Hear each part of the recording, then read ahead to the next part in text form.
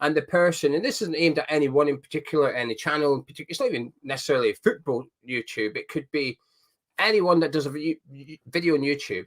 I hate it when you put it on and they go, I didn't want to have to do this video. Well, don't do it then. You're in control. You've chose to record it. You've chose to upload it. And then you've chose to publish it. You don't have to do that video. So I absolutely hate it when people do that. So I'm not going to do it. So I don't want to make a video that's sort of perceived as negative at the minute. So guess what? I'm not going to do one. I'm just going to carry on with this feel-good factor. And that's what tonight is. But it has got me thinking, can it get any better for West Ham? Is this as good as it gets for me as a West Ham fan? And the reason I'm thinking that is because of what some people have been commenting on videos in the last few days.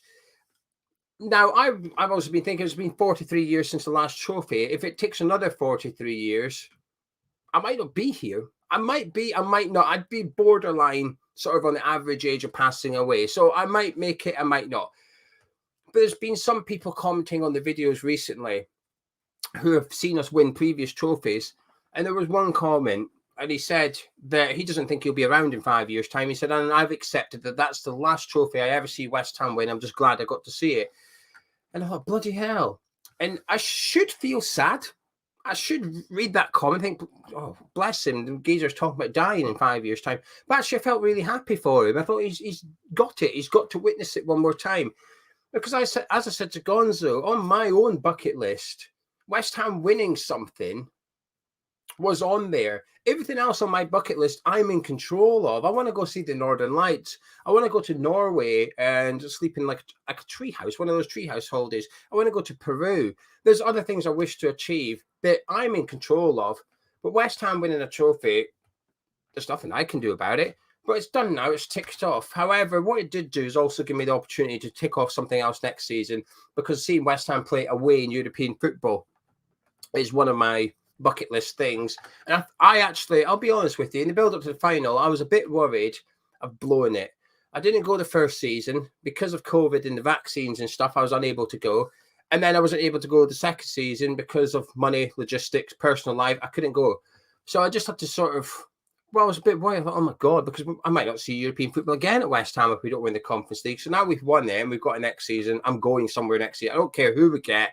I'm doing an away game, so I can tick that off. So thank you, Mr. Boys. I'm checking off my West Ham-itis parts of the bucket list. But is this as good as it gets for West Ham? Maybe. And do you know something? If it is,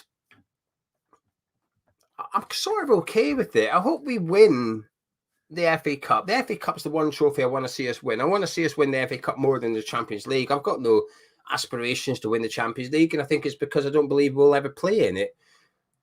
Same with the Premier League. Do I dream of West Ham winning the Premier League? No, because it's too unrealistic, probably. It's the monopoly of football is I can't do that. It's not going to happen. So I don't dream about it.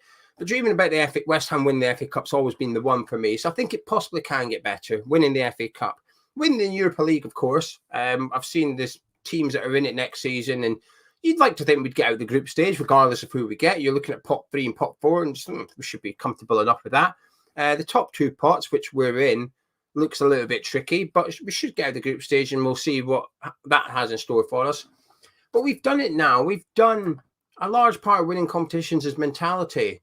We've won a trophy now. That barrier is removed for a lot of these players. The confidence should be there. The players have been thoroughly enjoying, and so they should. They've been enjoying that celebrations in the last few days. They'll want more of it now, and I'm hoping that we can become a cup team. We used to be known as a cup team. And I want to get back to that. I want to get back to where at the start of every season, we're going to go for the Carabao Cup. We're going to go for the FA Cup. And we're going to go for the Europa League. Because, at the start of the season with the Conference League, I said, well, my belief was it's easier to win the Conference League than it is to finish 6th in the Premier League. Well, 5th at the start of the season, because you don't know if 6th is going to get a Europa League. So it was 5th or winning the Conference League. It's easier to do the latter. So yeah, I'm still absolutely buzzing. I really, really am. The one thing that sort of annoyed me a little bit in the last few days is the snide told you so's, and I don't like that. It's not even towards me, it's towards other people. West Ham fans telling other West Ham fans, you were wrong, your opinion is worthless. And I just don't think it's that black and white, really. I think it really irritates me, that, actually. But anyway, I should say no more. I found my mini rant about it. I'm just a fat Adam Creswell. Right, let's see. I've got a little list to go through. Tell you what, the last few days, though, I've absolutely loved bumping into not West Ham fans, football fans. So for those that see the video on Saturday morning, on Friday, we were up in Newcastle for Sam Fender at St James's Park.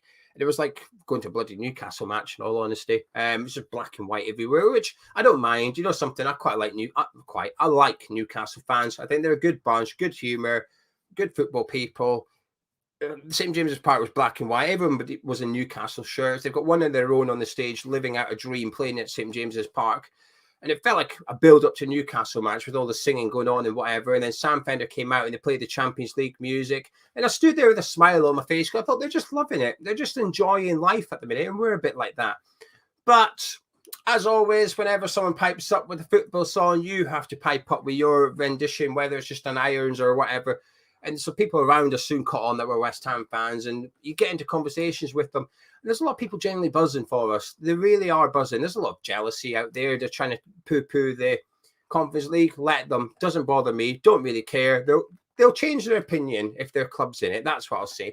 So if you see a Fulham fan or a Crystal Palace fan or whatever dismissing the Conference League, the one thing I can guarantee is that if their side were in it and won it, they would soon love the Conference League. It's as simple as that. Even if you hate the Conference League, you would still enjoy winning the trophy. Why wouldn't you? It's such I just don't get it. I don't get the mindset of thinking a team winning a trophy, regardless of what it is a bad thing. I'll never accept it. But at the minute, people are thoroughly enjoying it. People are enjoying West Ham winning, and I think it's given a lot of clubs hope. I reckon Aston Villa fans right now are really confident of winning the Conference League next season because of what West Ham have achieved this year. I really do believe that, hand on heart. Now, I have been keeping up a little bit with some of the stuff going on. And we'll do videos more specifically, but there's one or two things that I'm not going to do a video about, so I'm just going to sneak it in here. And Nikola Vlasic, his clause has expired now. So Torino had until Saturday to buy him for the 12 million agreed fee when we put him on loan to there. He's had a decent enough season, started really well, dipped a little bit, and towards the end of the season went back into form. So they bid 7 million, we rejected it. The clause has now expired, so they cannot buy him anymore. Well, they can, but they've now got to negotiate with him. That 12 million agreed fee is gone, it's off the table. So the 7 million is still on the table. We'll tell you what, I hope we double, possibly even triple the price for Torino. You're taking the piss, mate. Like, go away. And if they come back with 12, I hope we reject that as well. Say, no, do one. You had your chance. You've wasted it now. We'll have 20 million from you, and he's 50 million for everyone else. But it'd be interesting to see what we do with Vlasic, because it feels like a one-horse race, doesn't it? Torino or back at West Ham. It doesn't really feel like there's another alternative. And I've seen a lot of talk now about who we might sell in order to fund Harvey Barnes. I assume Vlasic is that player plus Nikola Vlasic to fund Harvey Barnes. Maybe not. Maybe we'll see him next season. I'll be surprised. But I just noticed that his clause has expired at the weekend, and it just changes the circumstances around him dramatically. Now, I'm not going to do the Declan Rice thing. I'll do a video because I've got a big and strong opinion about that one. Lots of transfer rumours kicking around, but the only question I've got at the minute is where's the director of football that we're supposed to be getting? How we are going, the transfer window hasn't opened yet, but it's in full flow. There's clubs doing their business already, rightly so, and so they should, just like we are trying, by the sounds of it, we are trying to do our business. Fabrizio Romano earlier said that Arsenal have launched an official bid for Declan Rice, so that's going to start things moving. And as soon as we accept the bid, our business will start moving. I don't think, I've had this feeling all along, and I'll say it again, I don't think our director of football will do nothing this window. I think we're getting him in for next summer. And I think that's probably what's going to be the sweetener with David Moyes. Obviously, the rumours the last few days is, as expected, Moyes has agreed to stay on. He's going to see out the last year of his contract at West Ham.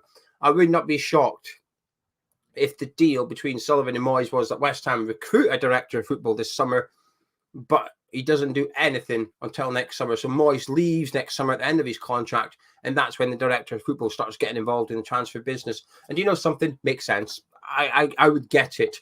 Would I have liked a director of football to be in place for this one? Well, yeah, I guess so. But you know something? I think last summer's transfer window was good. I stand by it. I think Paqueta's been a fantastic success. I think Kerr's been a success. I think Areola, yes, we would have liked to have been number one, but he's not been a waste of money or anything. You go Gerd, I think, again, had some bad games, but generally, I think he's been a good purchase. Downs has done what we expected. He came in to be a squad player. He's been a squad player. I'm happy with that. The only two that's got question marks is Cornet, obviously, and Scamacca. But they both had numerous injuries throughout the season that's ruled them out for at least half the season between them.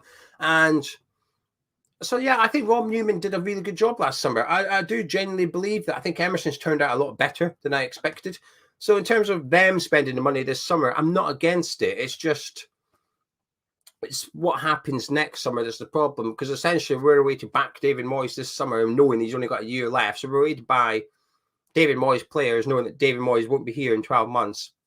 I think it's a bit of a stupid strategy, really. So that's my biggest issue. Now, apologies, because I really need a cough. Apologies for that. My body's been run down the last few days. Now, what I'm going to do now is turn to the live chat for 5 minutes, and then I'm going to tell you why I'm a fat addict as well. So get your thoughts in now. It can be about absolutely anything in relation to West Ham, ideally about the Conference League win, how you're feeling. Do you think it gets any better for West Ham? Just sum it up. I think it can. We can win the Conference League. We can win the FA Cup. I think it can get better. But what I will say, when we moved to the London Stadium and we got told, oh, take us to the next level, and it became a bit of a joke, and rightly so. I mean, we joked about it. I'm trying to look around. I don't think we've got one. Our first ever piece of merchandise was based on the next level comment that was made by the board at West Ham United. I think we've done it now. 3 seasons of European football, winning a trophy, that's next level. That's next level now. It's trying to stay there. That's the problem. I always say in football, you're either going forwards or backwards. You're never standing still. And it's a lot easier, unfortunately, to go back than it is forward. But Ray says we will win another. The FA Cup is achievable. I remember Man United dissing the League Cup until it was only cup left for them to go for. Perfect. Doug, have I recovered? Not really. But Friday night, we were out in Newcastle as well. So it was 2 big nights in 3 days for me. And I'm getting on these days. I'm getting old. I'm struggling a little bit. Val says Vlasic doesn't want to come back, but we can't blame him. Connor, did we see Paul Mitchell still at Monaco? I didn't. Does that mean he's staying, Connor? Because the latest I remembered was he was leaving at the end of the season. So is it technically the end of the season? Yeah, I guess so. But I haven't seen that. Thank you. Moral says people forget you have to finish 7th to qualify for the Conference League. And then when you look at the Premier League, it's difficult with the top 6 now. Newcastle. It's not even 7th, Moral. It's only 7th if someone in the top part of the Premier League wins the Carabao Cup and the FA Cup. So as it stands next season, 1 to 4 Champions League, 5th the Europa League, and that's it. 6 gets nothing, depending on the winners of domestic cup. So it's difficult. It really is. Andy says, did we see Creswell's emotions at the final whistle? He needs a testimonial. Not buying it. It would cost too much. Honestly, I'm pissed off if he doesn't get one. Love him to bits. Also, the one thing I noticed about Creswell, ran to Emerson, the guy that took his spot in the final. Creswell went and celebrated with Emerson. Love that. Sometimes you see it with goalkeepers. You see goalkeepers have quite a close relationship despite being in competition with each other.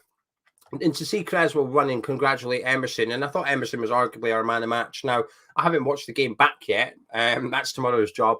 But I do recall Emerson being fantastic in that game. So, yeah, give Creswell a testimonial.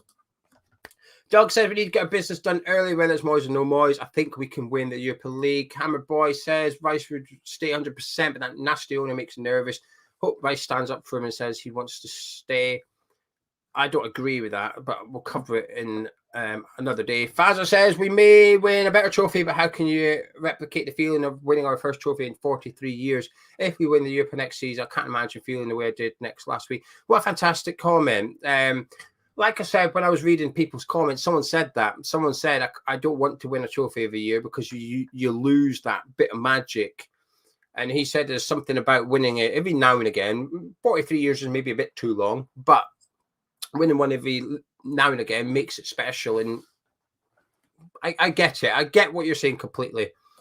Hammer Boy says the cup win gives him massive hope that we can win it next season. The win means so much more than just winning this one tournament. The Sam Fender gig was fantastic, Phil. Thank you. I did not chant Geordie. I didn't dismiss. I respect it. I just don't speak. So when they sing their Hey Jude song and that, I sing a little bit, but I don't sing the Geordie bit. No.